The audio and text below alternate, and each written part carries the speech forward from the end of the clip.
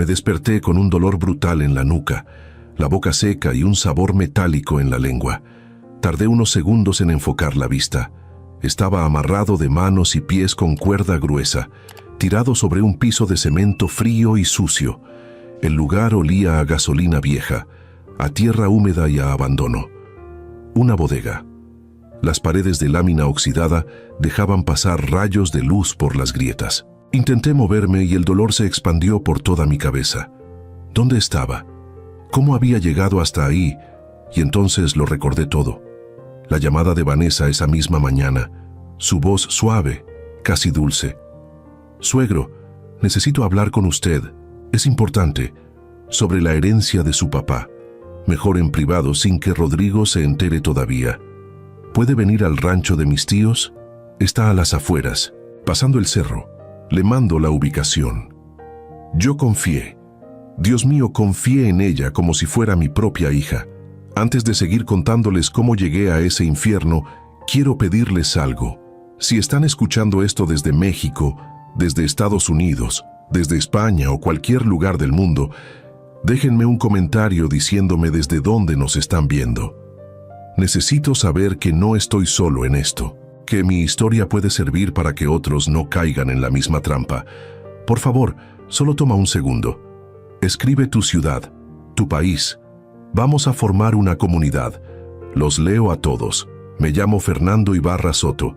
Tengo 63 años y toda mi vida la construí aquí en Querétaro.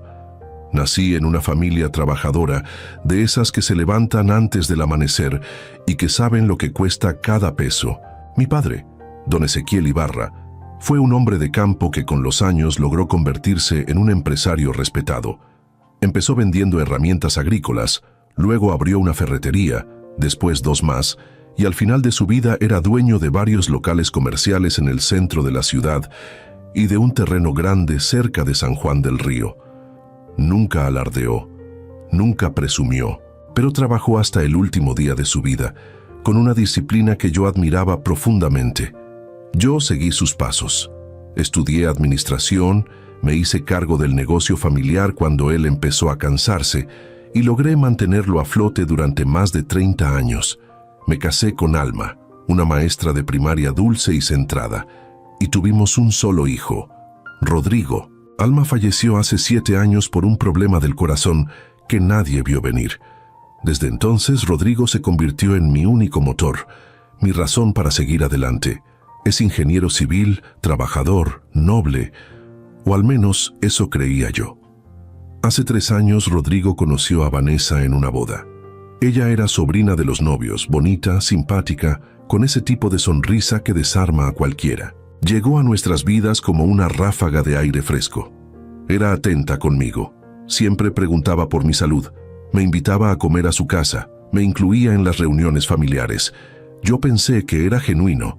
Pensé que mi hijo había encontrado a una buena mujer. Me equivoqué de la peor manera posible. Se casaron hace 2 años en una ceremonia sencilla pero bonita en una hacienda cercana. Yo pagué parte de la boda. También les ayudé con el enganche de su casa. Rodrigo me lo agradeció con lágrimas en los ojos.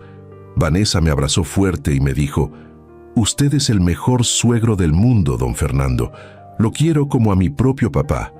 Yo me lo creí todo. Mi padre murió hace 9 meses. Tenía 91 años y se fue tranquilo, dormido, sin dolor. Dejó un testamento claro, todo para mí. Los locales comerciales, el terreno, las cuentas bancarias, algunas inversiones. En total, la herencia sumaba aproximadamente 1.100.000 euros. Una fortuna que él construyó con décadas de sacrificio. Yo nunca alardeé de eso. Ni siquiera le conté a Rodrigo la cifra exacta. Solo le dije que su abuelo nos había dejado bien parados y que en su momento, cuando yo faltara, todo sería para él. Pero Vanessa empezó a hacer preguntas. Al principio fueron sutiles. «Oiga, suegro, ¿y ya checó bien todos los papeles de la herencia? ¿No hay nada que se pueda agilizar?» «Oh, Rodrigo me contó que su papá tenía varios terrenos, ¿verdad? ¿Ya están todos a su nombre?» Yo respondía sin darle mucha importancia. Después las preguntas se volvieron más directas. «¿Y usted ya hizo testamento, don Fernando?» «Es que uno nunca sabe. A su edad es mejor tenerlo todo en orden. Eso me incomodó. Tengo 63 años, no 90. Estoy sano. Camino todos los días. Voy al gimnasio 3 veces por semana. ¿Por qué una mujer de 29 años me hablaba como si ya tuviera un pie en la tumba? Un día, hace como 4 meses, Rodrigo llegó a mi casa con una propuesta extraña. Dijo que Vanessa y él estaban pensando en invertir en un negocio, una franquicia de cafeterías. Me mostró un folleto bien diseñado, con fotos de locales modernos y números proyectados que parecían demasiado buenos para ser verdad. Me pidió un préstamo de 300.000 euros. Yo me quedé helado. Le dije que esa cantidad era demasiado grande, que primero necesitaba ver un plan de negocios serio, hablar con un abogado, revisar contratos. Rodrigo se molestó. Me dijo que no confiaba en él, que siempre ponía excusas. Vanessa, que estaba con él, puso cara de ofendida y salieron de mi casa sin despedirse. Desde ese día la relación se enfrió. Rodrigo dejó de visitarme con la misma frecuencia. Vanessa ya no me invitaba a comer. Las llamadas se hicieron más espaciadas. Yo intenté acercarme, pero sentía una pared entre nosotros. Me dolía, pero tampoco iba a rogar. Pensé que era una etapa, que se les pasaría. Entonces, hace 2 meses, empecé a notar cosas raras. Un día, revisé mi estado de cuenta bancaria y vi un movimiento que no reconocí. Una transferencia de 50,000 pesos a una cuenta que no era mía. Llamé al banco de inmediato. Me dijeron que la transferencia se había hecho en línea, con mi usuario y contraseña. Yo jamás hice esa operación. Cancelé el acceso digital de inmediato y pedí que me mandaran un reporte completo de movimientos de los últimos 6 meses. Cuando llegó el documento, casi me da un infarto. Había 3 transferencias más que yo no autoricé. En total, me habían robado 200,000 pesos. Fui directo con Rodrigo. Le enseñé los papeles. Le pregunté si él sabía algo. Se puso pálido. Negó todo. Dijo que seguro me habían clonado la tarjeta o hackeado la cuenta. Vanessa estaba ahí, callada, mirando al suelo. No dijo ni una palabra. Yo presenté la denuncia ante el banco y ante la fiscalía. Me dijeron que investigarían, pero que esos casos son complicados de resolver. Una semana después, recibí una llamada extraña, un número desconocido, una voz de hombre, joven, nerviosa. Don Fernando, no sé si debería estar diciéndole esto, pero trabajo en un despacho notarial aquí en Querétaro. Hace unos días llegó una pareja preguntando cómo hacer para que un familiar mayor de edad firme un poder notarial sin que se dé cuenta. Dijeron que el señor estaba perdiendo la memoria y que necesitaban proteger el patrimonio. Uno de mis compañeros les explicó que eso es ilegal, pero me quedé con la duda. La mujer mencionó su nombre. Dijo que usted era su suegro. Se llama Vanessa. Se me heló la sangre. Le pedí más detalles. Me dio la dirección del despacho y el nombre de la persona que los atendió. Le agradecí y colgué temblando. Contraté a un investigador privado, un exmilitar retirado que me recomendó un amigo abogado. Le expliqué todo. Me dijo que iba a necesitar unos días para revisar. Una semana después, regresó con un archivo, fotografías. Vanessa reunida con sus padres en un restaurante. Los 3 inclinados sobre unos papeles. También me mostró capturas de pantalla de conversaciones que logró recuperar del celular de Vanessa, porque consiguió acceso mediante un contacto técnico. Yo no quería creer lo que estaba leyendo. Ya casi lo tenemos. El viejo confía en mí. Solo falta que firme el poder y todo es nuestro. Mi papá dice que tiene un contacto en el hospital. Podemos decir que tuvo una caída. Nadie va a sospechar. Rodrigo no sabe nada. Es mejor así. Cuando tengamos todo, le damos su parte y ya. Me temblaban las manos. Sentí que el piso se abría bajo mis pies. Mi nuera, la mujer que me abrazaba y me decía que me quería, estaba planeando algo terrible, algo que no me atrevía ni a nombrar. Le pedí al investigador que siguiera vigilando, que no perdiera detalle. También contacté a un abogado especializado en derecho familiar y patrimonial. Le conté todo. Me dijo que lo que tenía era suficiente para iniciar acciones legales, pero que necesitaba más pruebas contundentes si queríamos que la justicia actuara rápido. Me aconsejó mantener la calma, no confrontar, actuar como si nada, dejar que ellos siguieran adelante con su plan y documentar todo. Así lo hice. Volví a acercarme a Rodrigo, lo invité a comer, le pregunté por Vanessa, actué como el suegro ingenuo que ellos creían que era. Rodrigo se relajó. Vanessa volvió a sonreírme. 2 semanas después ella me mandó un mensaje. «Suegro, ¿podemos hablar? Es sobre la herencia de su papá. Creo que hay algo que debería saber. Mejor nos vemos en privado. Le mando una ubicación. Es un rancho de mis tíos, está tranquilo. Ahí podemos platicar sin interrupciones». Yo le respondí que sí, que no había problema. Pero antes de salir de mi casa, le mandé la ubicación al investigador. También activé el GPS de mi celular y dejé grabando una aplicación de audio en segundo plano. Me subí a mi camioneta y manejé hacia las afueras del pueblo.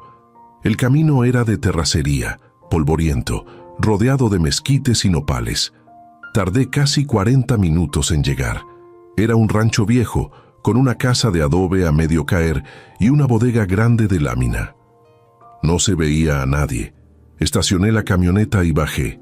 Vanessa salió de la casa. Venía sola, sonriendo. «Qué bueno que vino, don Fernando.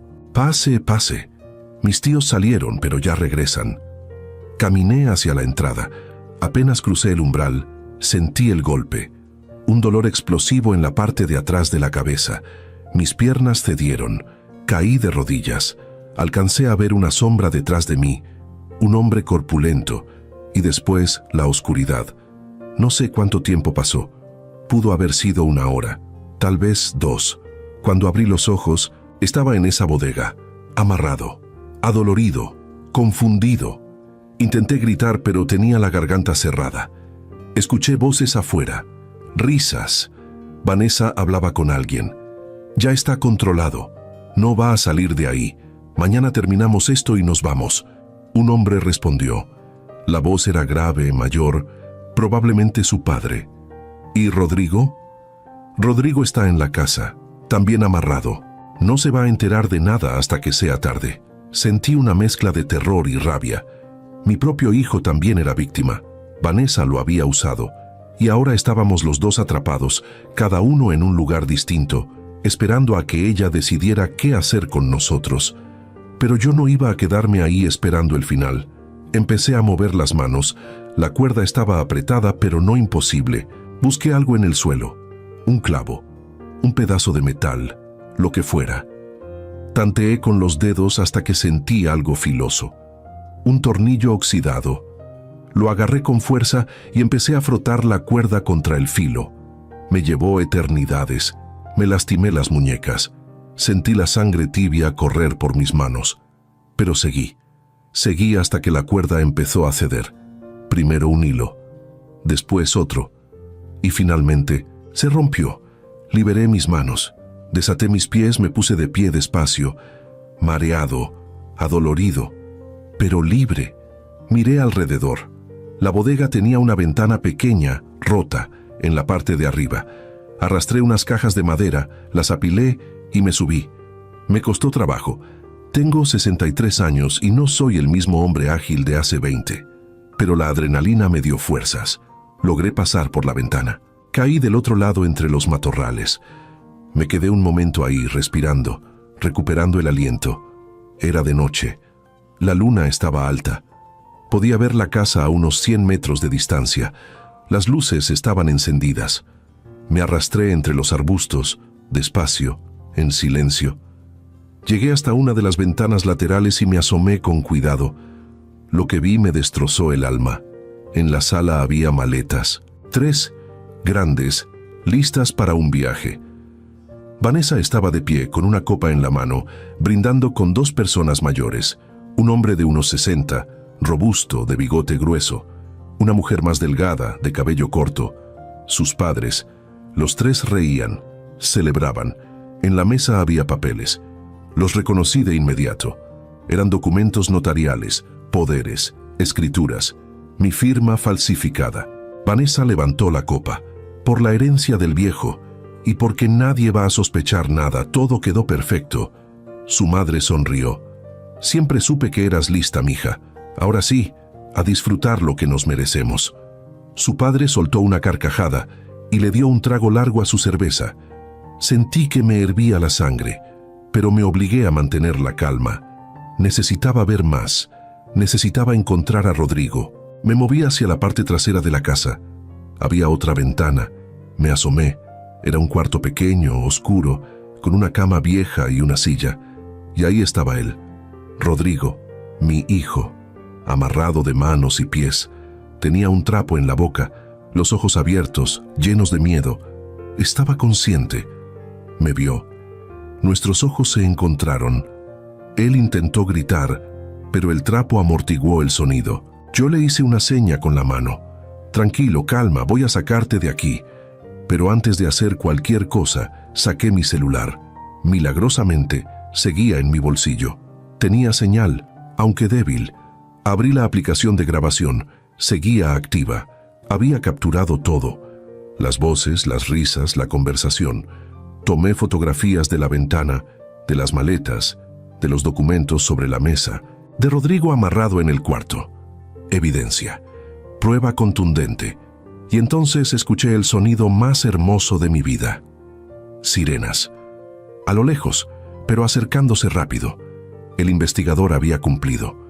Cuando dejé de responder sus mensajes, activó el protocolo de emergencia. Llamó a la policía, les dio la ubicación exacta, les explicó la situación. Y ahora venían por mí, por nosotros. Las luces azules y rojas empezaron a iluminar el camino de terracería. 3 patrullas, tal vez 4. Los frenos rechinaron, las puertas se abrieron, escuché voces de mando. ¡Policía! ¡Salgan con las manos arriba! Dentro de la casa, el pánico se desató. Vanessa gritó. Su padre corrió hacia la puerta trasera. Su madre dejó caer la copa. Yo salí de mi escondite y caminé hacia el frente de la casa con las manos en alto. Soy la víctima, Fernando Ibarra. Estoy aquí. Mi hijo está adentro, amarrado. 2 oficiales corrieron hacia mí. Me revisaron. Vieron mis muñecas lastimadas, la sangre seca, el golpe en la cabeza. Uno de ellos habló por radio. Necesitamos una ambulancia. Tenemos 2 víctimas. El otro entró a la casa con otros 3 elementos. Escuché gritos, forcejeos. Vanessa intentó correr por la parte de atrás, pero ya no había escapatoria. Un oficial la detuvo, la esposó. Ella gritaba que todo era un malentendido, que yo estaba loco, que ella no había hecho nada. Entraron al cuarto donde estaba Rodrigo, lo desataron, lo sacaron. Cuando lo vi salir, tambaleándose, con los ojos llenos de lágrimas, corrí hacia él. Lo abracé. Él se derrumbó en mis brazos. Papá, perdóname. Yo no sabía. Ella me dijo que veníamos a una reunión familiar. Me drogaron. Desperté amarrado. Pensé que...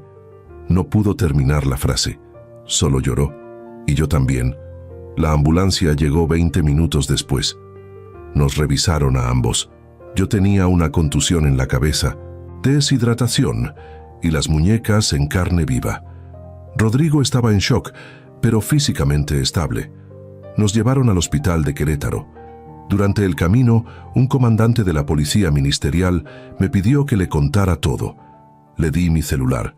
Le mostré las grabaciones, las fotos, los documentos que el investigador me había entregado. Él revisó todo con atención. Cuando terminó, me miró con seriedad. Señor Ibarra, usted tiene suerte de estar vivo. Esto no era un simple fraude. Había un plan completo. Y créame, no iba a terminar bien para usted. Esa noche, en la sala de urgencias del hospital, mientras me curaban las heridas y me hidrataban por vía intravenosa, entendí algo que nunca imaginé que tendría que entender. La familia no siempre es un refugio. A veces, es el lugar más peligroso del mundo. Pasé 2 días internado en el Hospital General de Querétaro, no por la gravedad de mis heridas físicas, sino porque los doctores querían asegurarse de que no hubiera daño neurológico por el golpe en la cabeza. Me hicieron una tomografía, análisis de sangre, revisiones constantes. Rodrigo se quedó conmigo todo el tiempo. Dormía en un sillón incómodo al lado de mi cama. Se despertaba cada vez que yo me movía, me traía agua, me ayudaba a caminar al baño. Estaba destrozado, no solo por lo que Vanessa había intentado hacernos, sino por la culpa de no haber visto las señales antes. «Papá, yo la quería», me dijo una noche con la voz quebrada. De verdad pensé que era diferente, que había encontrado a alguien con quien construir una vida. ¿Cómo pude ser tan ciego? Yo le tomé la mano. «Hijo, el amor nos hace confiar, y la confianza es hermosa cuando la persona la merece. Pero hay gente que usa esa confianza como un arma. Tú no tienes la culpa». Ella era una experta en manipular. Rodrigo se limpió las lágrimas con el dorso de la mano. Yo le conté todo sobre la herencia del abuelo. Le dije cuánto había dejado, dónde estaban los terrenos, los locales, las cuentas bancarias. Fui yo quien le dio toda la información. Le apreté la mano más fuerte. Y aún así, ella no tenía derecho a hacer lo que hizo. Nada justifica lo que planearon. El comandante Julio Herrera de la Policía Ministerial venía a visitarme todos los días. Era un hombre serio de unos 50 años, con canas en las sienes y una mirada que no se perdía detalle. Me caía bien. Hablaba claro, sin rodeos. El segundo día me trajo noticias. «Don Fernando, ya tenemos casi todo el rompecabezas armado. Vanessa Lira Morales, de 29 años, sus padres Mauricio Lira Sánchez y Claudia Morales de Lira. Los tres están detenidos en el Centro de Reinserción Social. Se les acusa de privación ilegal de la libertad, intento de fraude patrimonial, falsificación de documentos y asociación delictuosa. Estamos investigando si hay más víctimas. No sería la primera vez que hacen algo así». Eso me heló la sangre. ¿Cómo que no sería la primera vez? El comandante sacó una carpeta y la abrió sobre la mesita al lado de mi cama. Encontramos antecedentes.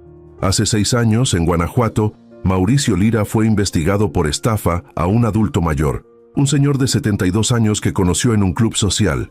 Se hicieron amigos. Mauricio lo convenció de invertir en un negocio de ganado. El señor le dio 1.200.000 pesos. Mauricio desapareció. La investigación se cerró por falta de pruebas. El señor nunca recuperó su dinero. 3 años después, en Aguascalientes, Claudia Morales trabajó como enfermera particular de una señora viuda de 80 años. La señora murió en circunstancias extrañas. Los hijos sospecharon pero no pudieron probar nada. Descubrieron que faltaban joyas, cuadros, documentos. Claudia ya no estaba en el estado. Me quedé sin palabras. Rodrigo, que estaba escuchando, palideció. ¿Entonces Vanessa viene de una familia de estafadores? El comandante asintió. Exacto. Y ella aprendió bien el oficio. Ustedes no fueron su primer objetivo, pero sí van a ser el último. Ahora tenemos pruebas sólidas. Las grabaciones que usted hizo, don Fernando, son oro puro.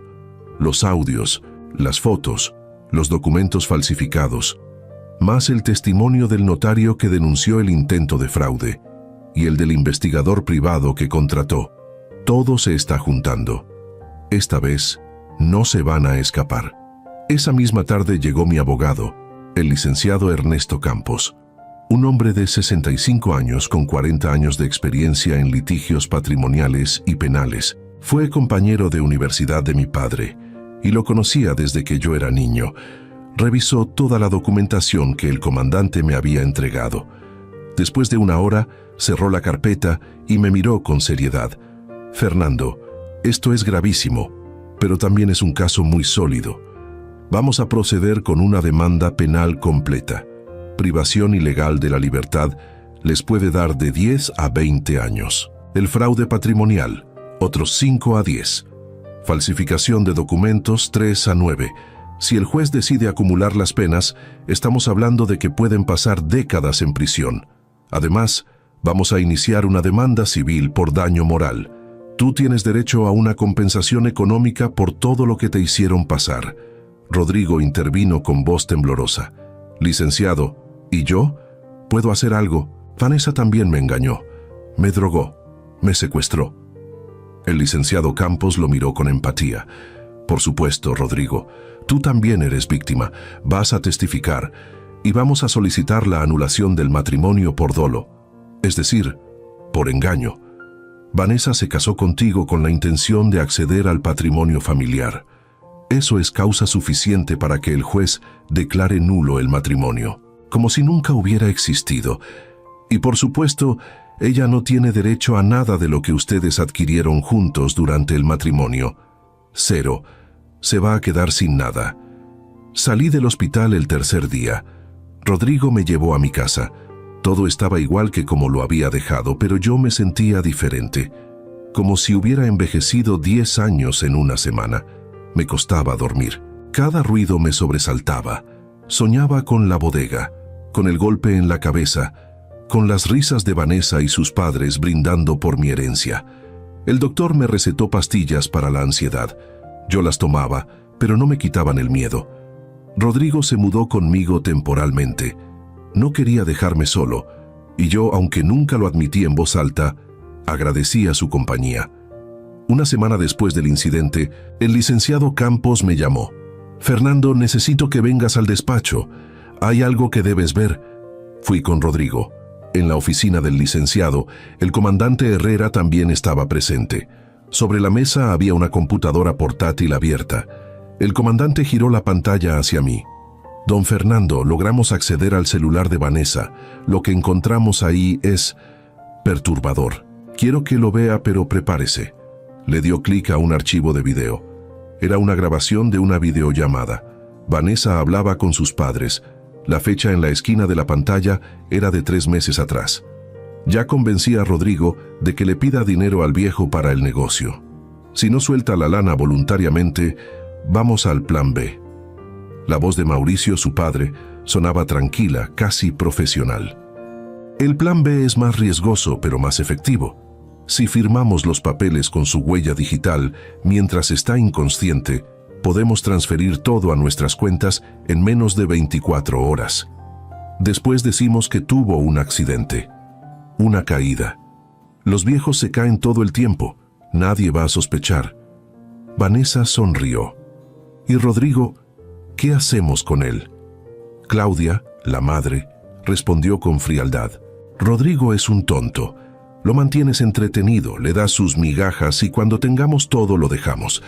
Si hace escándalo, decimos que él también estaba involucrado. Lo metemos de cómplice y se queda callado. Tuve que pausar el video. Me temblaban las manos. Rodrigo estaba pálido con los puños apretados. No puedo creer que hablara así de mí. Yo la amaba. El comandante puso su mano sobre el hombro de Rodrigo. Hijo, ella nunca te amó. Para ella era solo un medio para llegar al dinero. Eso es todo. Siguieron mostrándome más videos, más conversaciones, mapas del rancho donde me llevaron, planos de mi casa que Vanessa había dibujado con anotaciones sobre dónde guardaba yo mis documentos importantes. Incluso había una lista de contactos, un falsificador de firmas, un médico corrupto que podía extender certificados de defunción falsos, un coyote que podía sacarlos del país si las cosas se complicaban. Todo estaba planeado con una precisión escalofriante. El licenciado Campos cerró la computadora. Con esto el caso está más que cerrado. La fiscalía va a solicitar prisión preventiva oficiosa. No van a salir bajo fianza. Y cuando llegue el juicio, las pruebas son tan contundentes que no hay defensa posible. Van a recibir las penas máximas. Me quedé en silencio por un momento. Después pregunté algo que me había estado carcomiendo por dentro. ¿Y si yo no hubiera contratado al investigador? Si no hubiera activado la grabación en mi celular, si no hubiera logrado escapar de esa bodega. El comandante me miró directo a los ojos. Entonces, estaríamos investigando su desaparición y probablemente, en unas semanas, su muerte. Ellos iban en serio, don Fernando. Usted se salvó porque fue inteligente y porque tuvo suerte. Esa noche, de vuelta en mi casa, Rodrigo y yo nos sentamos en la sala. Había algo que necesitaba preguntarle. Hijo, ¿tú nunca sospechaste nada? ¿Nunca viste algo raro en Vanessa? Rodrigo se quedó pensando. Después habló despacio. Hubo cosas, papá, pequeñas. Una vez la escuché hablando por teléfono con alguien. Decía algo de «solo falta un poco más de tiempo» y colgó rápido cuando me vio. Yo pensé que era sobre el trabajo. Otra vez encontré papeles en su bolsa. Eran copias de escrituras, de tus propiedades. Me dijo que las había sacado porque quería hacer un álbum familiar de historia de la familia Ibarra, que quería sorprenderte. Yo le creí. También noté que siempre estaba muy interesada en tu salud. Preguntaba si tomabas medicinas, si tenías alguna enfermedad, si habías ido al doctor. Yo pensaba que era porque te apreciaba. Ahora me doy cuenta de que estaba evaluando qué tan vulnerable eras. Me partió el corazón escucharlo. Mi hijo había sido manipulado de la peor manera. Rodrigo, nada de esto es tu culpa. Ella era una profesional del engaño. Venía de una familia de criminales. Estaba entrenada para esto. Él negó con la cabeza. Pero yo debí protegerte. Soy tu hijo. Era mi responsabilidad. Lo abracé fuerte. Tu responsabilidad es ser un buen hombre. Y lo eres. Lo que pasó no te define. Cómo te levantes de esto, sí. Los días siguientes fueron un torbellino de diligencias legales, declaraciones ante el Ministerio Público, reuniones con peritos, entrevistas con psicólogos forenses que evaluaron el daño emocional. Cada vez que tenía que contar la historia completa, desde el principio, sentía que revivía la pesadilla. Pero también entendía que era necesario, que cada detalle importaba, que cada palabra podía hacer la diferencia entre justicia y impunidad. El licenciado Campos me mantuvo informado de cada avance. Fernando, la Fiscalía ya integró la carpeta de investigación. Es un documento de más de 400 páginas. Incluye todos los videos, audios, fotografías, testimonios, peritajes. También logramos vincular a Vanessa y su familia con otros 2 casos similares en Jalisco y Michoacán. Adultos mayores estafados. Uno de ellos murió en circunstancias sospechosas. Se está reabriendo esa investigación. Si se comprueba que hubo homicidio, Vanessa y sus padres podrían enfrentar cargos por asesinato. Eso me dejó helado. ¿Asesinato? El licenciado asintió. El señor de Michoacán, de 74 años, apareció muerto al pie de unas escaleras en su casa. Se dictaminó como accidente, pero su hija siempre sospechó. Resulta que Claudia, la madre de Vanessa, trabajó como enfermera en esa casa un mes antes de la muerte del señor. Y 2 semanas después del fallecimiento, se registró una transferencia bancaria de la cuenta del señor a una cuenta fantasma. Estamos rastreando esa cuenta. Si llegamos a Claudia o Mauricio, el caso se vuelve homicidio con premeditación. No podía creer lo que estaba escuchando. Había estado a punto de convertirme en otra estadística, en otro adulto mayor encontrado muerto en circunstancias sospechosas, con mi herencia transferida a cuentas fantasmas, y con mi hijo probablemente culpado o silenciado. La rabia que sentía era inmensa, pero también el alivio, porque había logrado salir vivo y porque ahora la justicia iba a actuar. Un mes después del secuestro, se llevó a cabo la audiencia de vinculación a proceso. Yo estuve presente, sentado en la sala de audiencias del Tribunal Penal. Rodrigo estaba a mi lado, el licenciado Campos a mi derecha. Vanessa entró esposada, vestida con el uniforme beige del penal, sin maquillaje, con el cabello recogido. Se veía diferente, más pequeña, más frágil. Pero cuando nuestros ojos se cruzaron, la vi. Vi a la mujer fría y calculadora que había planeado mi secuestro, que había manipulado a mi hijo, que había brindado con sus padres por mi herencia. No sentí lástima, solo desprecio. Sus padres entraron después. Mauricio con la cabeza agachada, Claudia con la mirada perdida. Los 3 se sentaron en la banca de los acusados. La jueza, una mujer de unos 50 años, de expresión seria, revisó los documentos. Después habló con voz firme. Se les imputa a Vanessa Lira Morales, Mauricio Lira Sánchez y Claudia Morales de Lira los delitos de privación ilegal de la libertad en su modalidad de secuestro, intento de fraude patrimonial agravado, falsificación de documentos oficiales y asociación delictuosa. Todos estos son delitos graves que ameritan prisión preventiva oficiosa. Por lo tanto, los tres permanecerán en prisión durante el proceso. No hay posibilidad de fianza. El abogado defensor intentó argumentar. Dijo que no había pruebas suficientes, que todo era circunstancial, que sus clientes eran inocentes. La jueza lo interrumpió. Licenciado, hay grabaciones de audio y video, hay documentos falsificados con las huellas digitales de sus clientes, hay testimonios de las víctimas, hay reportes de investigación que vinculan a sus clientes con otros casos similares. Las pruebas no son circunstanciales, son contundentes. Se acepta la vinculación a proceso. El juicio oral se llevará a cabo en 90 días. Vanessa, al escuchar eso, se derrumbó. Empezó a llorar, a decir que todo había sido un malentendido, que ella me quería, que nunca quiso hacerme daño. Rodrigo, a mi lado, cerró los ojos. Yo solo la miré, y por primera vez en semanas sentí algo parecido a la paz. Salimos del tribunal. Afuera había periodistas. El caso había salido en las noticias.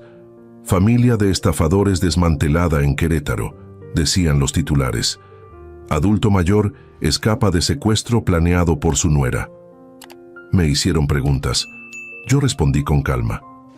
Solo quiero que se haga justicia y que otros adultos mayores estén atentos. La familia no siempre es quien parece. Esa noche, Rodrigo y yo cenamos en silencio. Después me dijo algo que nunca voy a olvidar. Papá, gracias por no darte por vencido, por luchar, por salvarme a mí también. No sé qué hubiera sido de nosotros si te hubieras quedado en esa bodega. Lo miré. Hijo, yo tampoco lo sé, pero lo que sí sé es que el miedo no puede ganarnos.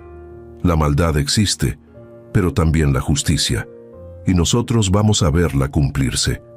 El juicio estaba cerca, y yo estaba listo. Los siguientes 2 meses fueron una mezcla extraña de recuperación y preparación. Por las mañanas, intentaba volver a mi rutina normal. Caminaba por el parque cerca de mi casa, desayunaba tranquilo, revisaba los pendientes del negocio familiar, pero por las tardes todo giraba en torno al juicio, reuniones con el licenciado Campos para repasar mi testimonio, sesiones con la psicóloga forense que evaluaría mi estado emocional frente al juez, llamadas del comandante Herrera actualizándome sobre nuevas pruebas que iban apareciendo. Era agotador, pero necesario. Rodrigo también estaba en terapia, un psicólogo especializado en víctimas de manipulación emocional. Al principio se resistió. Decía que no lo necesitaba, que solo había sido tonto. Pero yo insistí. Hijo, lo que te hicieron no fue solo una traición amorosa, fue abuso psicológico. Vanessa te estudió, te manipuló, te usó. Eso deja huellas, y esas huellas hay que sanarlas. Finalmente aceptó, y poco a poco empecé a verlo mejor, más centrado, más en paz consigo mismo. Una tarde el licenciado Campos me llamó con urgencia. Fernando, necesito que vengas al despacho ahora. Hay un desarrollo importante. Llegué en menos de 20 minutos. En su oficina estaba el comandante Herrera y una mujer que no conocía. Tendría unos 40 años, vestida de forma sencilla, con los ojos enrojecidos como si hubiera llorado recientemente. El licenciado hizo las presentaciones. Fernando, ella es Marcela Vega, viene de Morelia, Michoacán. Tiene información relevante para nuestro caso. La mujer me extendió la mano. La tomé. Su apretón era firme pero tembloroso. Nos sentamos. Ella empezó a hablar con voz entrecortada. Don Fernando, yo sé lo que le hicieron, lo vi en las noticias, y necesitaba venir a contarle lo que le pasó a mi papá. Saqué mi libreta. El comandante también tenía la suya lista. Marcela respiró hondo y continuó. Mi papá se llamaba Rigoberto Vega. Tenía 74 años. Era viudo. Vivía solo en una casa grande en Morelia. Yo lo visitaba cada semana, pero trabajo en la Ciudad de México. Entonces no podía estar con él todo el tiempo. Hace 2 años, contrató a una enfermera para que le ayudara con sus medicinas y sus citas médicas. Se llamaba Claudia Morales. Se me erizó la piel. Marcela continuó con lágrimas rodando por sus mejillas. Al principio todo parecía bien. Mi papá estaba contento. Decía que Claudia era muy atenta, pero después empezó a cambiar. Se volvió más callado, más distante. Un día lo visité y noté que había movido dinero de sus cuentas. Le pregunté y me dijo que había hecho una inversión, que Claudia le había recomendado a un amigo que tenía un negocio. Le di el beneficio de la duda. 2 semanas después, mi papá apareció muerto al pie de las escaleras de su casa. La policía dijo que fue un accidente, que se había resbalado, pero yo nunca lo creí. Mi papá era cuidadoso. Conocía esas escaleras de memoria. Había vivido en esa casa 30 años. El comandante intervino. Marcela presentó una denuncia en su momento, pero no había pruebas de que fuera algo más que un accidente. El caso se cerró. Sin embargo, hace 3 semanas, cuando vio las noticias sobre la detención de Claudia Morales aquí en Querétaro, hizo la conexión y nos contactó. Marcela asintió.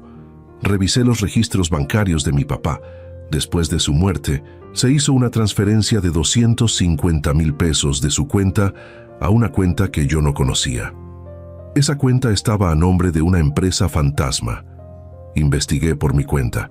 La empresa estaba registrada en Guadalajara y uno de los socios era Mauricio Lira, el papá de Vanessa. Sentí un escalofrío. Esta familia no solo había intentado destruirme a mí, habían dejado un rastro de víctimas por todo el país. El licenciado Campos habló. «Fernando, esto cambia todo. Si logramos demostrar que la muerte del señor Vega no fue un accidente, sino un homicidio planeado, Claudia Morales puede ser acusada de asesinato, y Mauricio y Vanessa como cómplices. Las penas serían mucho más altas. Estamos hablando de cadena perpetua». Marcela me miró con ojos suplicantes. «Don Fernando, yo quiero justicia para mi papá. No pude protegerlo cuando estaba vivo, pero ahora puedo hacer que los responsables paguen. ¿Me permite unirme a su caso? ¿Podemos trabajar juntos?» No lo dudé ni un segundo. «Por supuesto, Marcela, su padre merece justicia y usted merece respuestas. Vamos a hacer esto juntos». El comandante Herrera abrió su portafolio y sacó más documentos. «Hay más. Desde que el caso de Vanessa y su familia salió en los medios, han llegado otras 3 denuncias, todas de familiares de adultos mayores que tuvieron contacto con Mauricio, Claudia o Vanessa en los últimos 5 años. Uno en Guadalajara, otro en Puebla y uno más en Monterrey. En todos los casos hay un patrón. Se acercan a la víctima, ganan su confianza, obtienen acceso a información financiera y después desaparecen con el dinero. En 2 de esos casos, los adultos mayores murieron poco después en circunstancias sospechosas. Estamos reabriendo todas esas investigaciones. No podía creer lo que estaba escuchando. Esta no era solo una familia de estafadores, era una organización criminal completa, con un método, con experiencia, con víctimas en varios estados, y yo había estado a punto de ser una más. El licenciado Campos cerró su libreta. «Vamos a solicitar a la Fiscalía que acumule todos estos casos, que se investigue como una red de delincuencia organizada. Eso nos da más herramientas legales y más posibilidades de que las penas sean ejemplares». Salí de esa reunión con sentimientos encontrados. Por un lado, rabia, por todas las víctimas que no tuvieron mi suerte, por todas las familias destrozadas, por todos los adultos mayores que confiaron y fueron traicionados, pero por otro lado, determinación, porque ahora teníamos un caso sólido, irrefutable, y porque cada nueva víctima que se sumaba era una voz más exigiendo justicia. Esa noche no pude dormir. Pensaba en el señor Rigoberto Vega, en su hija Marcela llorando en la oficina del licenciado, en los otros casos que estaban saliendo a la luz. ¿Cuántas familias más habían sido destruidas por Vanessa y los suyos? ¿Cuántos adultos mayores habían muerto sin que nadie sospechara nada?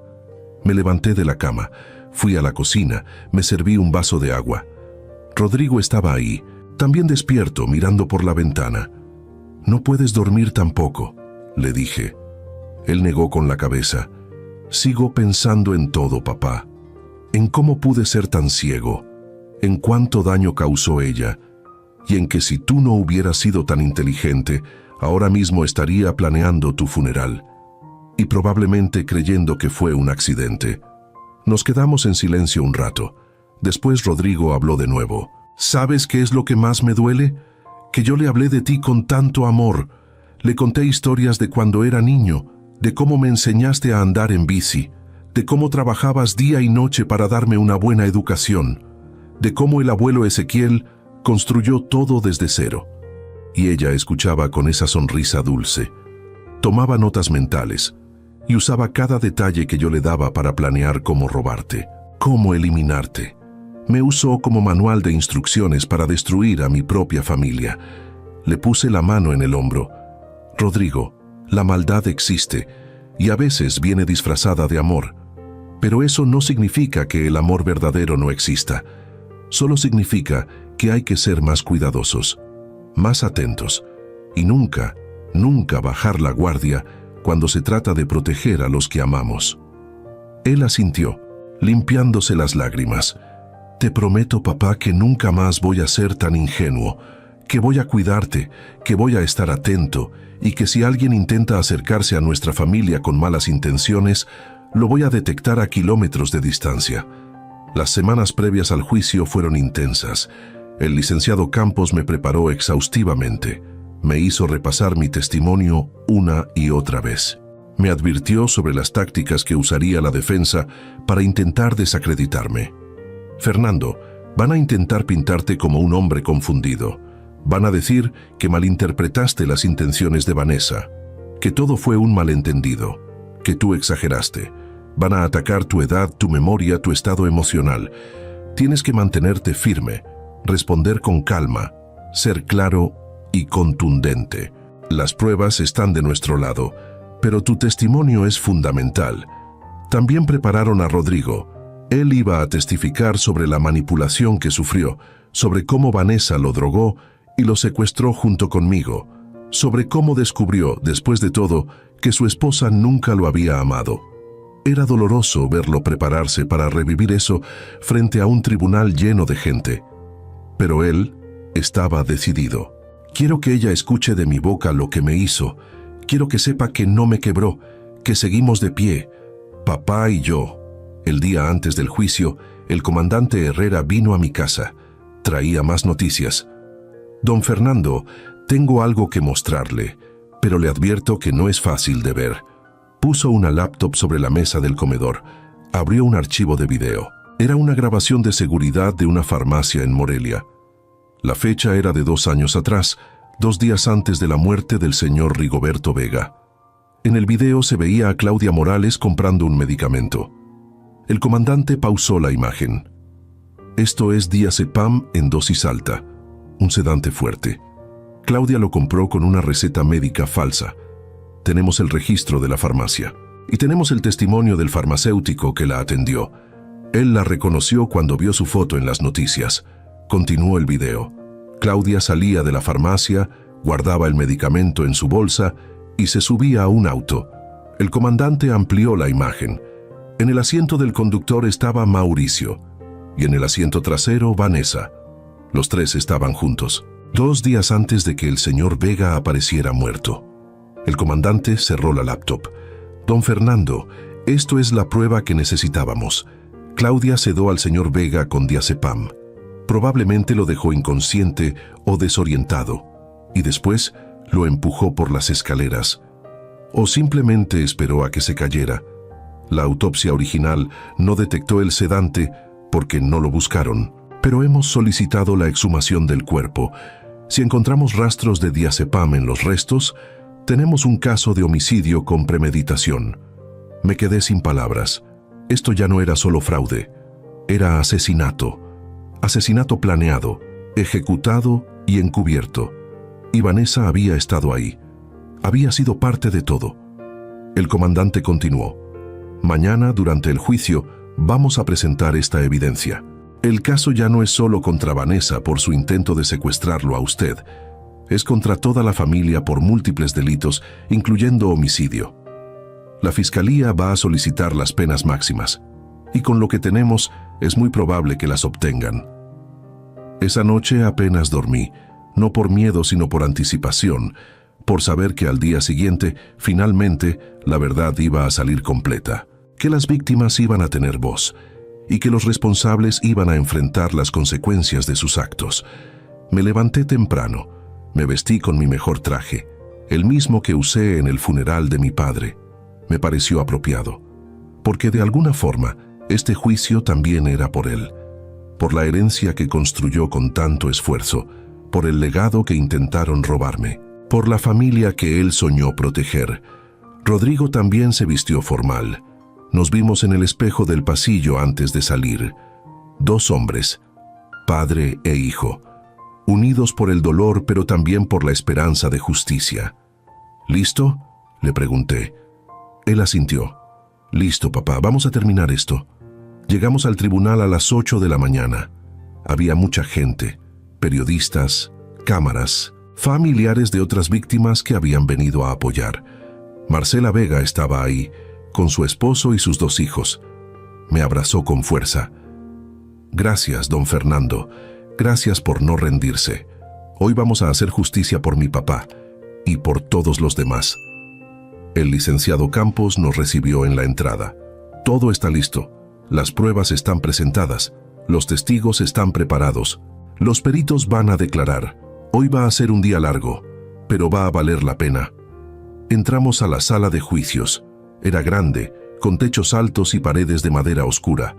Las bancas estaban llenas. La jueza, la misma que había vinculado a proceso a Vanessa y su familia, entró y todos nos pusimos de pie. Ella tomó su lugar. Después entraron los acusados, Vanessa, Mauricio y Claudia, esposados, con uniformes del penal. Se veían cansados, demacrados. Vanessa ya no tenía esa sonrisa encantadora. Mauricio ya no tenía esa postura arrogante. Claudia temblaba visiblemente. La jueza golpeó con el mazo. Se abre la sesión. Caso número 473-2025. El Ministerio Público contra Vanessa Lira Morales, Mauricio Lira Sánchez y Claudia Morales de Lira. Por los delitos de privación ilegal de la libertad, intento de fraude patrimonial agravado, falsificación de documentos, asociación delictuosa y homicidio calificado. Fiscal, puede proceder. El fiscal se puso de pie. Era un hombre joven, de unos 35 años, pero con una presencia imponente. Habló con voz clara y firme. Su señoría, el día de hoy vamos a demostrar, más allá de toda duda razonable, que los acusados forman parte de una red criminal que durante años se ha dedicado a estafar y en algunos casos terminar con la vida de adultos mayores en varios estados de la República. Vamos a presentar pruebas documentales, testimoniales, periciales y videográficas que demuestran la culpabilidad de los 3 acusados, y vamos a solicitar las penas máximas por cada uno de los delitos cometidos. Y así comenzó el juicio. El momento que había estado esperando durante meses, el momento en que la verdad completa saldría a la luz, y el momento en que, finalmente, las víctimas tendríamos nuestra voz. El fiscal comenzó presentando las pruebas en orden cronológico. Primero, los antecedentes de Mauricio Lira en Guanajuato. Proyectó en una pantalla grande los documentos del caso del señor de 72 años que había sido estafado con 1.200.000 pesos. Mostró extractos bancarios, contratos falsos y el testimonio en video del hijo de la víctima, que había viajado desde León para estar presente. Mi padre murió hace 3 años con el corazón roto, no por la pérdida del dinero, sino por la traición, porque confió en alguien que se hizo pasar por su amigo, y ese alguien lo dejó en la ruina.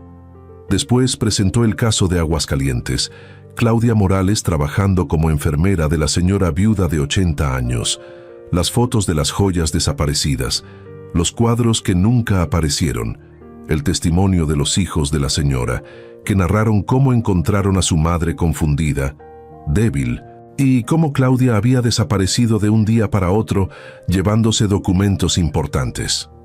Nunca pudimos probar nada en ese momento, dijo una de las hijas, pero ahora sabemos que no estábamos locos, que nuestras sospechas eran reales. Luego vino el caso de Guadalajara, otro adulto mayor estafado, y el de Puebla, y el de Monterrey, cada uno con el mismo patrón: acercamiento estratégico, ganarse la confianza, obtener acceso a información financiera, ejecutar el fraude, desaparecer. La sala estaba en completo silencio. Hasta los abogados defensores parecían incómodos. Vanessa miraba al suelo. Mauricio apretaba los puños. Claudia lloraba en silencio. Después llegó el turno del caso de Morelia. El señor Rigoberto Vega. El fiscal llamó a Marcela Vega al estrado. Ella caminó con dignidad. Se sentó en la silla de los testigos, juró decir la verdad y comenzó a hablar. Su voz era firme pero llena de dolor. Contó cómo su padre había contratado a Claudia, cómo había notado cambios en su comportamiento, cómo había encontrado a su padre muerto al pie de las escaleras y cómo durante 2 años había vivido con la sospecha de que algo no estaba bien. Yo sabía que mi papá no se había caído por accidente, pero no tenía pruebas. La policía cerró el caso y yo me quedé con la impotencia, hasta que vi las noticias sobre lo que le hicieron a don Fernando, y todo cobró sentido. El fiscal presentó entonces la grabación de la farmacia en Morelia, la imagen de Claudia comprando el diazepam, Mauricio y Vanessa esperándola en el auto, la fecha. 2 días antes de la muerte del señor Vega. El farmacéutico también estaba presente y ratificó su testimonio. Recuerdo ese día porque la receta me pareció extraña, pero ella insistió que era urgente, y yo, lamentablemente, se la vendí. El fiscal mostró el análisis pericial de la receta. Era falsa. La firma del médico había sido falsificada, y el médico cuyo nombre aparecía en la receta testificó que nunca había expedido ese documento. Después vino la parte más fuerte. El fiscal anunció que se había realizado la exhumación del cuerpo del señor Rigoberto Vega, que se habían tomado muestras de tejido óseo y cabello, y que los análisis toxicológicos habían encontrado rastros de diazepam en concentraciones mucho más altas de lo normal. Un perito toxicólogo subió al estrado y explicó con detalle técnico. La cantidad de diazepam encontrada en los restos indica que el señor Vega fue sedado con una dosis muy alta, una dosis que lo habría dejado completamente desorientado, con pérdida del equilibrio, incapacidad para reaccionar. En ese estado, una caída por las escaleras sería prácticamente inevitable, y si alguien lo empujó, no habría podido defenderse. Marcela sollozaba en su asiento. Su esposo la abrazaba. Claudia, en la banca de los acusados, había perdido todo el color en el rostro. Su abogado defensor intentó objetar. Su señoría, no hay prueba directa de que mi clienta haya administrado ese medicamento. El fiscal respondió de inmediato. Hay prueba de que compró el medicamento con una receta falsa 2 días antes de la muerte de la víctima. Hay prueba de que era la única persona que tenía acceso constante a la comida y bebida del señor Vega. Y hay prueba de que inmediatamente después de su muerte se realizó una transferencia bancaria fraudulenta a una cuenta vinculada con Mauricio Lira. La cadena de evidencia es clara y contundente. La jueza revisó los documentos. Después habló. La objeción se desestima. La evidencia es admisible y pertinente. Continúe, fiscal. El fiscal agradeció y siguió adelante. Su señoría, esto no fue un accidente. Fue un homicidio premeditado. Claudia Morales sedó al señor Rigoberto Vega con la intención de provocarle una caída mortal, y lo hizo con el objetivo de facilitar el robo de su patrimonio. Esto es homicidio calificado con premeditación, alevosía y ventaja, y solicito que así se considere. El ambiente en la sala era pesado. Todos sentíamos el peso de lo que estábamos presenciando. Esto ya no era solo un caso de fraude, era un caso de asesinato. Y las pruebas eran abrumadoras. Después del receso, el fiscal presentó mi caso. Me llamó al estrado, me puse de pie, caminé hasta la silla de los testigos, juré decir la verdad y me senté. El fiscal me hizo las preguntas que habíamos ensayado. ¿Cómo conocí a Vanessa? ¿Cuándo empezó a comportarse de forma sospechosa? ¿Qué pasó el día del secuestro? Respondí todo con calma, con claridad, con la verdad. Conté cómo Vanessa me había llamado esa mañana, cómo me había citado en el rancho, cómo confié en ella, cómo me golpearon por la espalda, cómo desperté amarrado en la bodega, cómo logré escapar, cómo vi por la ventana a Vanessa brindando con sus padres mientras mi hijo estaba amarrado en otro cuarto, y cómo las sirenas de la policía llegaron justo a tiempo. Mi voz se quebró un par de veces. no por debilidad, sino por la intensidad de revivir esos momentos. Pero continué, porque era necesario. El fiscal presentó las grabaciones que yo había hecho con mi celular, los audios donde se escuchaba a Vanessa y sus padres hablando sobre la herencia, sobre el plan, sobre deshacerse de mí. Las imágenes que tomé por la ventana mostrando las maletas listas, los documentos falsificados sobre la mesa, el brindis celebratorio. Todo fue proyectado en la pantalla grande. La sala entera pudo verlo y escucharlo. Vanessa intentó mirar hacia otro lado, pero su abogado le susurró algo y ella se mantuvo quieta, con la cabeza baja. Después fue el turno de Rodrigo. Mi hijo subió al estrado con paso firme. Cuando juró decir la verdad, su voz no tembló. Contó cómo Vanessa lo había manipulado desde el principio, cómo le preguntaba constantemente sobre la herencia de su abuelo, cómo lo convenció de pedirme dinero para el supuesto negocio de las cafeterías, cómo, el día del secuestro, ella le dijo que iban a una reunión familiar en el rancho, cómo le ofreció un café en el camino. No recuerdo nada después de tomar ese café, dijo Rodrigo. Desperté horas después amarrado en un cuarto oscuro. Tenía un trapo en la boca. No sabía dónde estaba ni qué había pasado. Pensé que me iban a matar. El fiscal preguntó, ¿en algún momento sospechaste que tu esposa estuviera planeando algo en contra de tu padre? Rodrigo respiró hondo. Hubo señales que yo ignoré. Ella siempre estaba muy interesada en la salud de mi papá. Preguntaba si tomaba medicinas, si había ido al doctor, si tenía alguna enfermedad. Yo pensaba que era porque se preocupaba por él. Ahora sé que estaba evaluando su vulnerabilidad. También encontré papeles en su bolsa, copias de las escrituras de las propiedades de mi papá. Me dijo que quería hacer un álbum familiar. Yo le creí. Fui un ingenuo, y casi le cuesta la vida a mi padre. El abogado defensor intentó desacreditar el testimonio de Rodrigo. ¿No es verdad que usted también se beneficiaría de la herencia de su padre? ¿No es posible que usted estuviera involucrado en el plan y ahora está culpando a mi clienta para salvarse? Rodrigo lo miró directamente. Si yo hubiera estado involucrado, no habría terminado amarrado y drogado en ese rancho. Y no estaría aquí testificando en contra de la mujer que creí amar. Vanessa me usó, me mintió, me traicionó y casi destruye a mi familia. Yo soy una víctima tanto como mi padre. El fiscal presentó entonces los videos recuperados del celular de Vanessa, las videollamadas con sus padres donde planeaban todo. Ya convencí a Rodrigo de que le pida dinero al viejo. Si no suelta la lana voluntariamente, vamos al plan B. Podemos decir que tuvo una caída. Nadie va a sospechar. Cada frase era como un martillazo. La evidencia era incontestable. La sala estaba completamente silenciosa. Algunos de los presentes lloraban. Otros apretaban los puños de rabia. El fiscal también presentó los testimonios de los peritos informáticos que habían analizado el celular y la computadora de Vanessa. Habían encontrado búsquedas en Internet sobre cómo heredar rápido, señales de demencia senil, dosis letal de sedantes, países sin extradición. Habían encontrado conversaciones borradas donde Vanessa hablaba con sus padres sobre otros posibles objetivos. Adultos mayores con patrimonio, sin familia cercana, vulnerables. Esto no fue un caso aislado, dijo el fiscal. Fue parte de un modus operandi sistemático, una red criminal familiar dedicada a explotar y, en algunos casos, eliminar a adultos mayores. Llegó el turno de la defensa.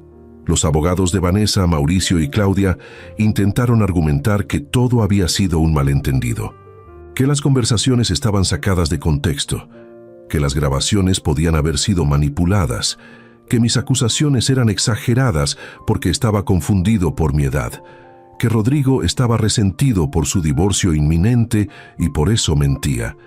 Pero cada argumento se caía frente a la montaña de evidencia: videos, audios, documentos, testimonios de múltiples víctimas, análisis forenses, registros bancarios. Todo apuntaba en la misma dirección. Vanessa decidió testificar en su propia defensa. Fue un error. Cuando subió al estrado, intentó mostrarse vulnerable. Lloró. Dijo que amaba a Rodrigo, que nunca quiso hacerle daño a nadie, que sus padres la habían obligado, que ella era otra víctima, pero cuando el fiscal comenzó a interrogarla, todo se desmoronó. ¿Por qué compraste un boleto de avión a España para 3 días después del secuestro? Yo iba a visitar a una amiga. ¿Con 1.100.000 euros transferidos a una cuenta suiza a tu nombre? Eso fue un error bancario. ¿Un error bancario que incluye tu firma electrónica y tus contraseñas? Vanessa no supo qué responder. Se quedó en silencio. Su abogado pidió un receso. La jueza lo concedió. Durante el receso, el licenciado Campos me dijo: «Está acabada. Su propio testimonio la hundió. El jurado la está viendo exactamente como es. Una mentirosa calculadora». Y tenía razón. Cuando la sesión se reanudó, el fiscal terminó de desmantelar la versión de Vanessa. Mostró más evidencia, más conversaciones, más planes. Ella intentó excusarse, culpar a otros, minimizar su participación, pero nadie le creyó. Mauricio y Claudia también testificaron. Mauricio intentó mostrarse arrepentido. Dijo que todo había sido idea de Vanessa, que él solo había ayudado porque era su hija, pero el fiscal le mostró su historial criminal, las estafas anteriores, los otros casos. Usted no fue manipulado por su hija, usted la entrenó, le enseñó el negocio familiar, el negocio de estafar y eliminar a adultos mayores. Mauricio se derrumbó, empezó a llorar como un niño, pero sus lágrimas no generaron compasión, solo desprecio. Claudia intentó justificar el caso del señor Rigoberto Vega. Dijo que ella solo le había dado sus medicinas normales, que si había diazepam en su sistema, él lo habría tomado por su cuenta. Pero el fiscal le mostró la grabación de la farmacia. ¿Este no es usted comprando diazepam con una receta falsa? Yo no recuerdo. ¿Y este no es su esposo esperándola en el auto? ¿Y su hija en el asiento trasero? Claudia no pudo seguir mintiendo. Se quedó callada. Su abogado intentó intervenir, pero la jueza lo detuvo. Su clienta tiene derecho a no responder, pero su silencio habla por sí solo. Después de 5 días de testimonios, evidencias y argumentos, llegó el momento de los alegatos finales. El fiscal hizo un resumen contundente. Su señoría, durante estos días hemos demostrado más allá de toda duda que Vanessa Lira Morales, Mauricio Lira Sánchez y Claudia Morales de Lira son responsables de múltiples delitos graves. Han estafado a familias enteras, han robado patrimonios construidos con décadas de trabajo, han manipulado, drogado y secuestrado a sus víctimas, y en al menos un caso han terminado con una vida. El señor Rigoberto Vega no murió en un accidente. Fue asesinado de forma premeditada para facilitar el robo de su patrimonio. Don Fernando Ibarra casi corre la misma suerte. Su hijo Rodrigo también era una víctima marcada. Y hay más casos, más víctimas, más familias destrozadas. Esta no es una familia, es una organización criminal y merecen las penas máximas por cada uno de sus crímenes. El abogado defensor intentó hacer un último esfuerzo. Habló de segundas oportunidades, de circunstancias atenuantes, de familias que se iban a quedar sin padres. Pero sus palabras sonaban vacías frente a todo lo que se había presentado. Cuando terminó, la sala quedó en silencio. La jueza anunció que se retiraría a deliberar y que daría su veredicto al día siguiente. Esa noche no dormí, no por ansiedad, sino por reflexión. Pensaba en todo el camino recorrido. Desde aquella mañana en que desperté amarrado en una bodega hasta este momento, frente a un tribunal, viendo cómo la justicia se preparaba para actuar. Pensaba en mi padre, don Ezequiel, y en cómo habría manejado esta situación. Pensaba en Rodrigo, en cómo había madurado a través del dolor. Y pensaba en todas las víctimas, en el señor Rigoberto Vega, en las familias de Guadalajara, Puebla, Monterrey, Aguascalientes, en todos los que no tuvieron la suerte que yo tuve. Al día siguiente regresamos al tribunal. La sala estaba llena de nuevo. Periodistas, víctimas, curiosos, todos querían saber el veredicto. La jueza entró, todos nos pusimos de pie. Ella se sentó y comenzó a leer.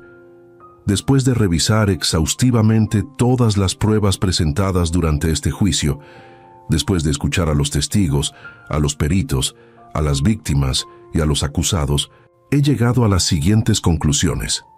En el caso del delito de privación ilegal de la libertad en grado de secuestro contra Fernando Ibarra Soto y Rodrigo Ibarra, culpables. La evidencia demuestra que los tres acusados participaron activamente en el plan, ejecución y ocultamiento del secuestro. Pena: 18 años de prisión para cada uno. En el caso del delito de intento de fraude patrimonial agravado, culpables. Los acusados falsificaron documentos, intentaron transferir bienes mediante engaño y dolo y actuaron de forma coordinada. Pena: 12 años de prisión para cada uno. En el caso del delito de falsificación de documentos oficiales, culpables. Se presentaron múltiples documentos con firmas falsificadas, sellos apócrifos y datos alterados. Pena: 8 años de prisión para cada uno.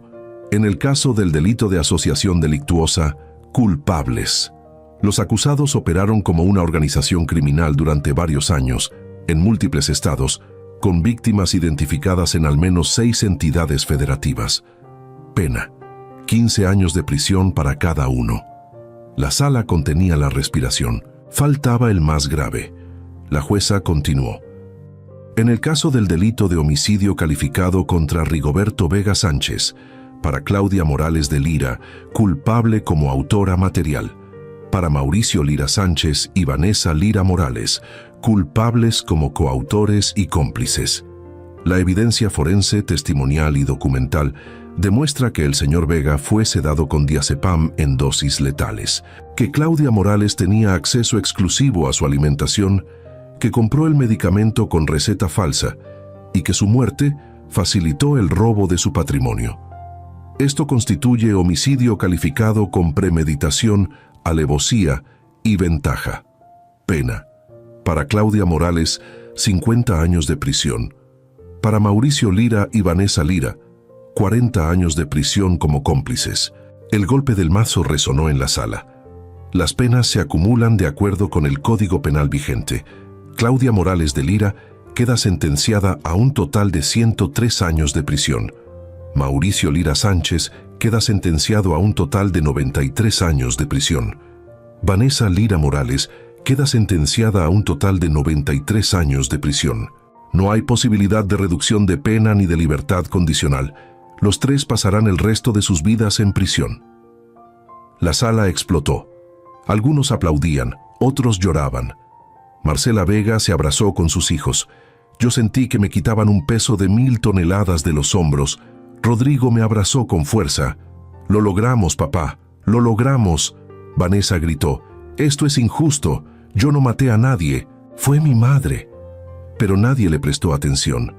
Los guardias se la llevaron esposada, gritando, intentando zafarse. Mauricio y Claudia salieron en silencio, derrotados, con la mirada perdida.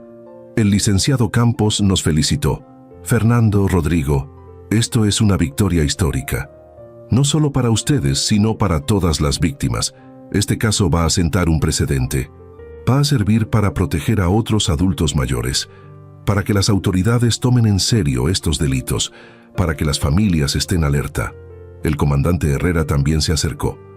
«Don Fernando, usted salvó muchas vidas con su valentía. Si no hubiera escapado de esa bodega, si no hubiera documentado todo, esta familia seguiría ahí afuera, buscando su próxima víctima. Gracias por no rendirse». Los días siguientes fueron una mezcla de alivio y agotamiento emocional. Dormí como no había dormido en meses, sin pesadillas, sin sobresaltos. Por primera vez en mucho tiempo me sentía seguro en mi propia casa. Rodrigo volvió a trabajar. Comenzó el proceso de divorcio de Vanessa. El juez lo declaró nulo por dolo, tal como el licenciado Campos había anticipado. Rodrigo no le debía nada, ni económica ni emocionalmente. Era libre. Un mes después del juicio recibí una carta. Era de Marcela Vega. Decía: «Don Fernando, gracias por darle voz a mi padre. Por años viví con la culpa de no haber podido protegerlo. Ahora, gracias a su valentía, sé que se hizo justicia. Mi papá puede descansar en paz. Y yo también.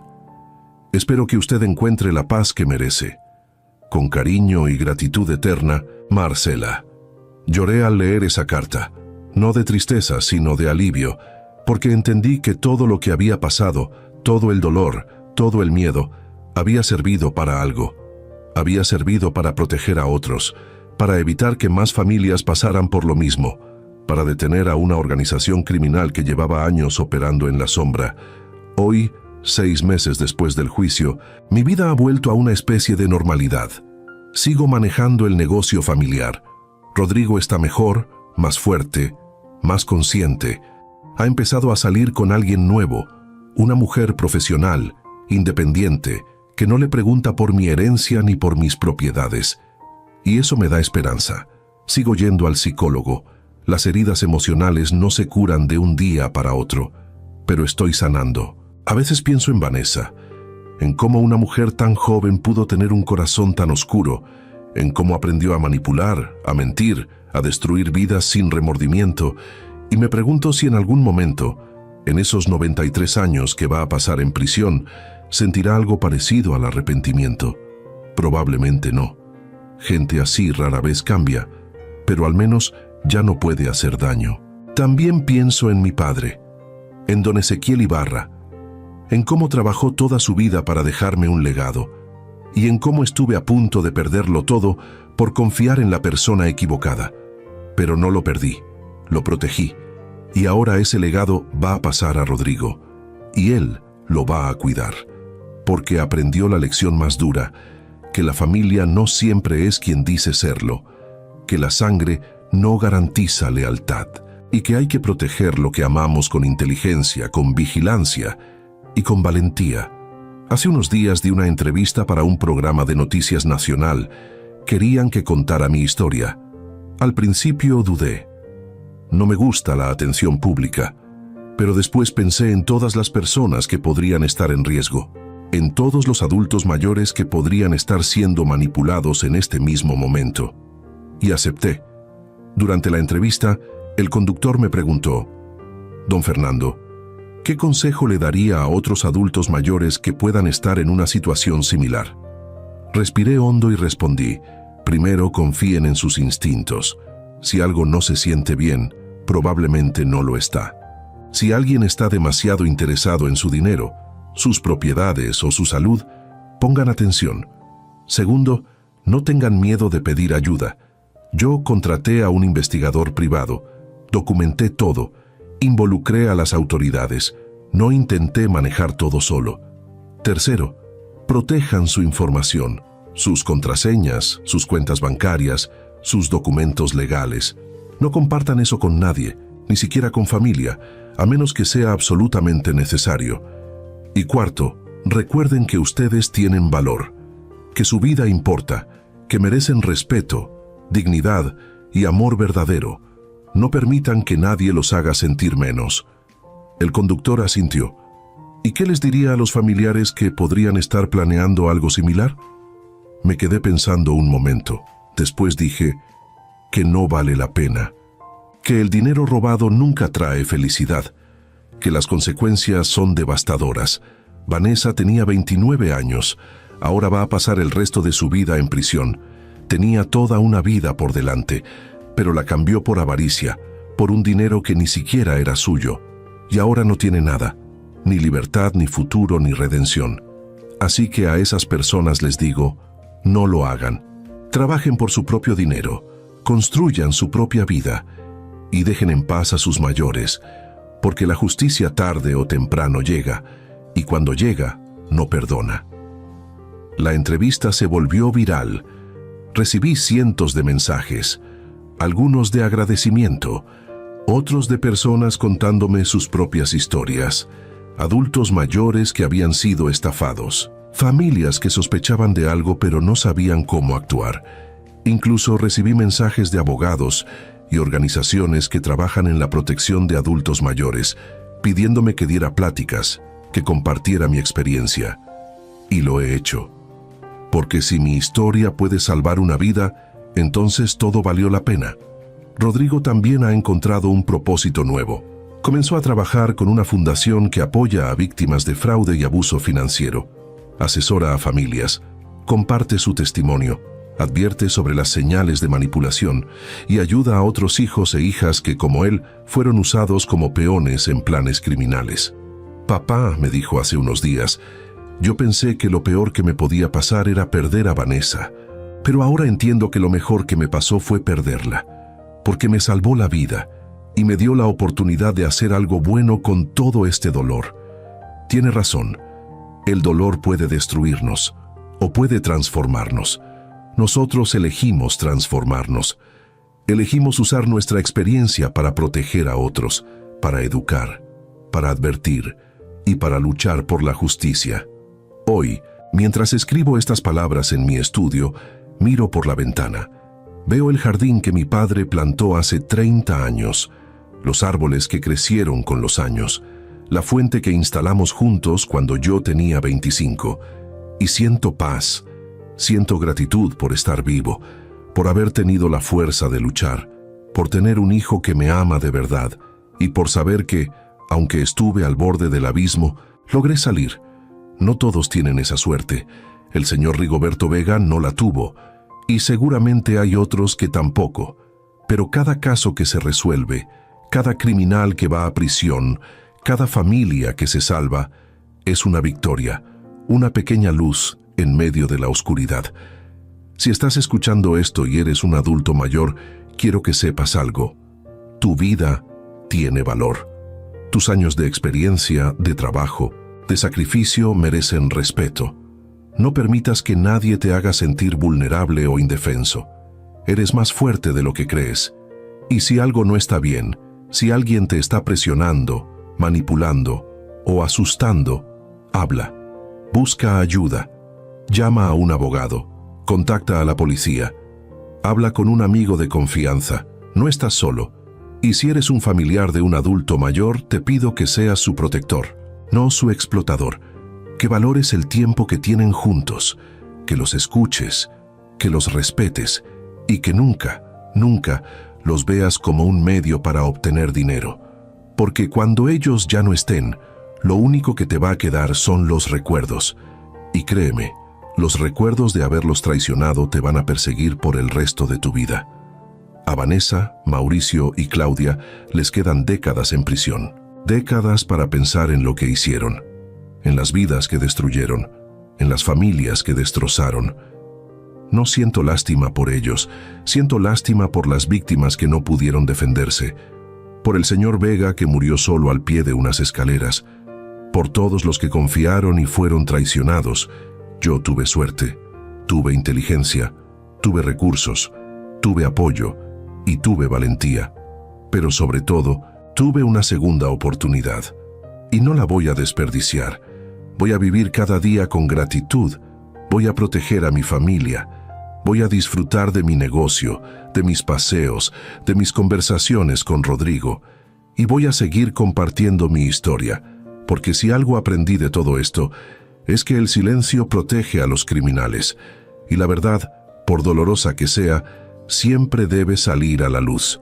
Hoy, 6 meses después de aquel día en que desperté amarrado en una bodega, puedo decir que estoy en paz, que dormí tranquilo, que volví a confiar, con cuidado, pero volví, y que la justicia, aunque tardó, llegó, y cuando llegó, fue contundente. Vanessa Lira Morales, Mauricio Lira Sánchez, Claudia Morales de Lira, 93 años, 103 años, el resto de sus vidas tras las rejas, y yo, Fernando Ibarra Soto, de 63 años, sigo aquí, vivo, libre y más fuerte que nunca. Esta es mi historia, una historia de traición, de miedo, de lucha y de justicia, pero sobre todo es una historia de supervivencia y de esperanza, porque mientras hay vida hay oportunidad, oportunidad de luchar, de protegerse y de ganar.